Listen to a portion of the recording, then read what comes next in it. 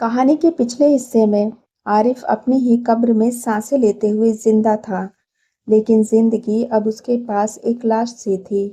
हवेली का तीसरा तहखाना खुल चुका था और अब सामने आने वाला था एक ऐसा भयानक सच जो न सिर्फ शहर की आत्मा से जुड़ा था, बल्कि हवेली की बुनियाद में छिपे हुए उस पाप से भी, जो एक खानदान की औरतों को सदियों से निगलता आ रहा था।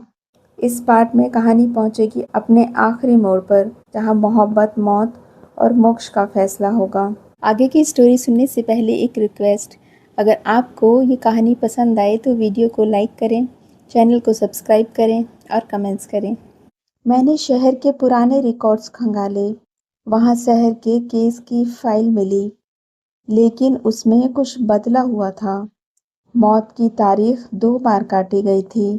पहली 14 नवंबर 1998, दूसरी 19 नवंबर 1998 और फिर तीसरी दर्ज की थी 21 नवंबर 2023। मैंने फाइल लपक ली और ऑफिस से निकल आया, लेकिन तभी पीछे से एक लड़की की आवाज़ आई, अब केस बंद नहीं होगा आरिफ, ये तो अब शुरू हुआ है। 21 नवंबर को ठीक शाम 6:45 पर हवेली का दरवाज़ा अपने आप खुला।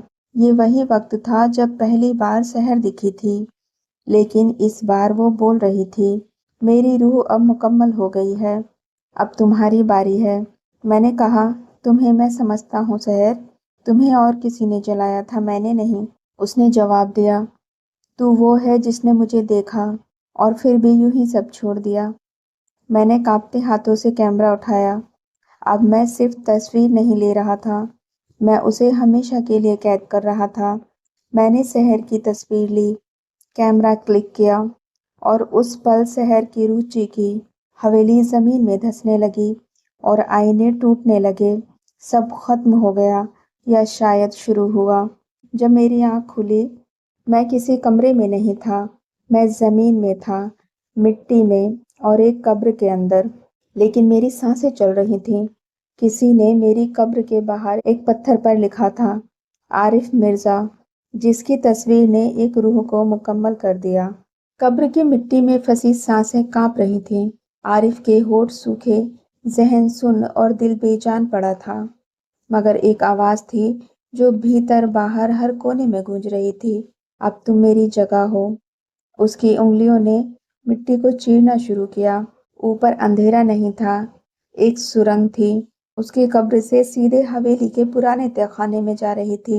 आरिफ जान गया, मौत उसे नहीं खा पाई, क्योंकि कोई और उसके जिस्म को अपने लिए चुन चुका है। इस तहखाने में गुप्त अंधेरा नहीं था, बल्कि स्याह यादों की चुभन थी। हर दीवार से सिसकियों की गूंज आ रही थी, मगर वो आम औरतों की नहीं, वो रूहें थीं जिन्हें जिंदा जला दिया गया था। दीवार पर उभरता गया एक चित्र, एक बड़ी कुर्सी पर बैठी औरत, चेहरे पर जालीदार नकाब, नीचे जंजीरों से बंधी दर्जनों औरतें। नाम लिखा था, बेगम फातिमा मुल्का। यानी ये हवेली उसी की थी। शहर नहीं, बल्कि वो इस हवेली की असली शहजादी थी।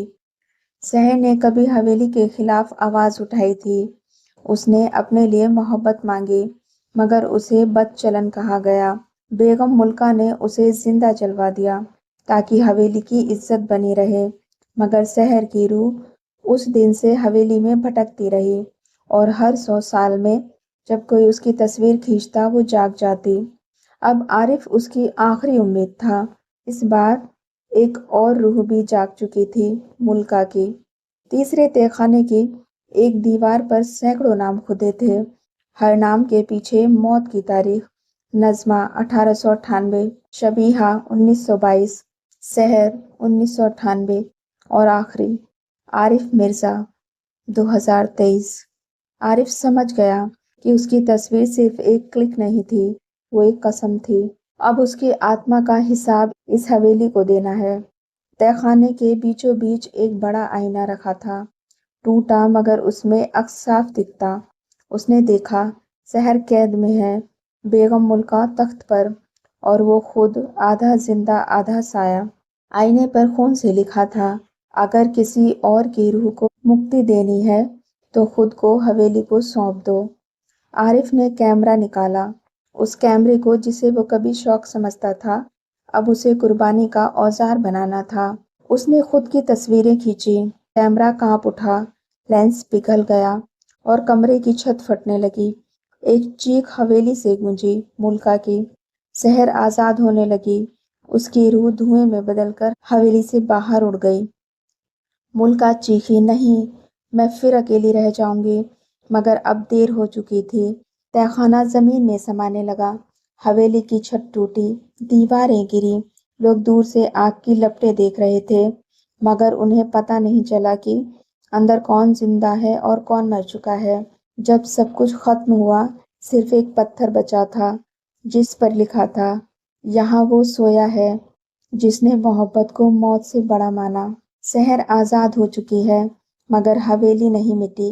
حویلی کبھی نہیں مٹتی، وہ انتظار کرتی ہے اگلے فوٹوگرافر کا، اگلی کلک کا، اگلی روح کا، کیونکہ کچھ محبتیں روح سے جڑی ہوتی ہیں اور روحیں کبھی نہیں مرتی۔